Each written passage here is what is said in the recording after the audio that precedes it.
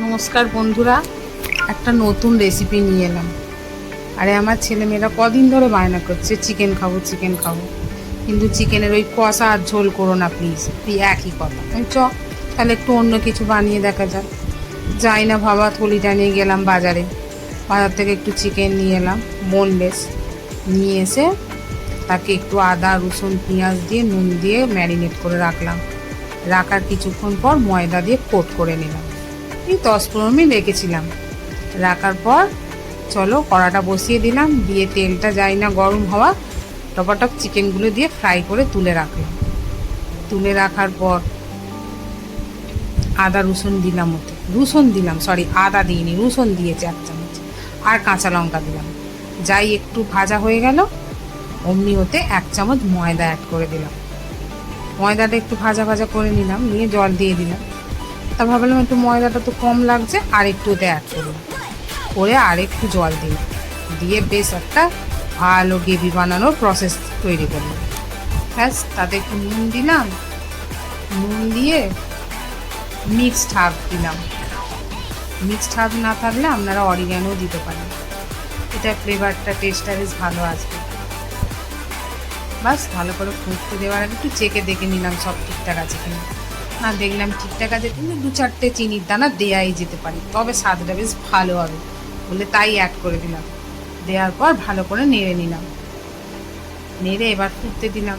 বেশ ফুটছে, গ্রেভিটা ঠিক করতে হবে। কিন্তু দেখলাম কিছুক্ষণ পর গ্রেভি যথারীতি ঠিক হয়ে গেল, কারণ ময়দা দেওয়া আছে। এরপর ওতে আমি অ্যাড করব 1 চামচ গোলমরিচ। গোলমরিচটা এই কারণে অ্যাড করলাম, তাতে ফ্লেভারটা খুব সুন্দর আসবে, স্ট্রং আসবে, আর একটু ঝাল ঝাল হবে, স্পাইসি হবে। আমাদের একটু ঝাল ভালোবাসে, আপনারা না খেতে চাইলে দেবেন না, কাঁচা লঙ্কাটা কম দেবেন, কিন্তু প্লিজ গোলমরিচটা একদম স্কিপ করে দেবেন না, একটু দেবেন। দিয়ে ভালো করে খুন্তি দিয়ে নেড়ে দিলাম, হাতা দিয়ে নাড়লাম, খুন্তি দিয়ে না।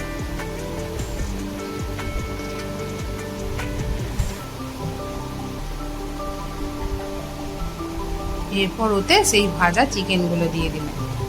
বাস চিকেনগুলোরও কি আনন্দ আর গ্রেভিটারও কি আনন্দ, দুজনে যেন মিশে যাওয়ার অপেক্ষায় রয়েছে। বাস খুন্তি দিয়ে ভালো করে নেড়ে দিয়ে একটুখানি গ্রেভিটা চিকেনের ভেতর ঢুকতে দেওয়ার অপেক্ষায় রইলাম। আর একবার চেখে নিলাম, কারণ গ্রেভিটা তো ঠিক হয়ে গেছে। যদি নুন কম লাগে বা বেশি লাগে, দেখলাম না ঠিকই আছে।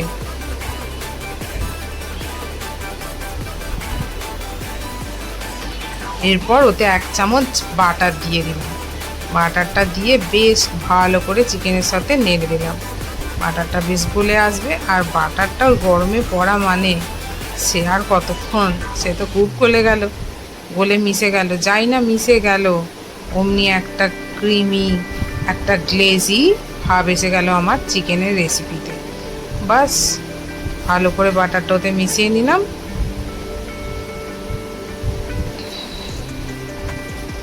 নিয়ে একটু যাই ফুটে উঠছে।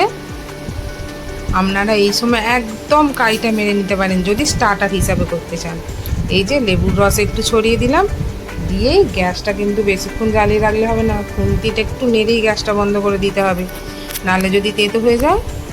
বাস আমার রেসিপি মোটামুটি রেডি। এবার একটা সার্ভিং ডিশে ঢেলে নিলাম। হ্যাঁ, যেটা বলছিলাম আপনাদের, এই যে গ্রেভিটা, এটা একদম শুকনো করে আপনারা মেক করে নিতে পারেন যদি স্টার্টার হিসাবে কিছু করতে চান। তাহলে একদম মেরে নিয়ে বাটারের সাথে একটু ফ্রাই করে নিলে একদম দারুণ স্টার্টার হয়ে যাবে, লোভনীয় স্টার্টার। একবার বাচ্চারা খেলে ভুলতে পারবে না। মাঝে মাঝে আমাদের বাড়িতে স্টার্টারটা হয়, কিন্তু আজকে একটু গ্রেভি করলাম, যেহেতু রুটি দিয়ে খাবো। বাস চিকেনটা সার্ভিং ডিশে ঢেলে নিলাম। ঢেলে নেওয়ার পর ওতে চিজ গ্রেট করে দিলাম। চিজটা দিলাম ক্রিমি ভাবটা আসার জন্য, আর চিজ দিলে তো আরোই টেস্ট ইনহ্যান্স করে যাবে। ওই চিজ না দেওয়া পর্যন্ত টেস্টটা ভালো, ওটা অ্যাড করলে তো আরোই ভালো। এবার চিজটা ওতে দিয়ে দিলাম। এই গরমেতে চিজটা গলতে থাকছে, আর আমার ছেলে মেয়ের তো আর অপেক্ষা করতেই পারছে না। যাকে আপনারা বানিয়ে আমাকে কমেন্টসে অবশ্যই জানাবেন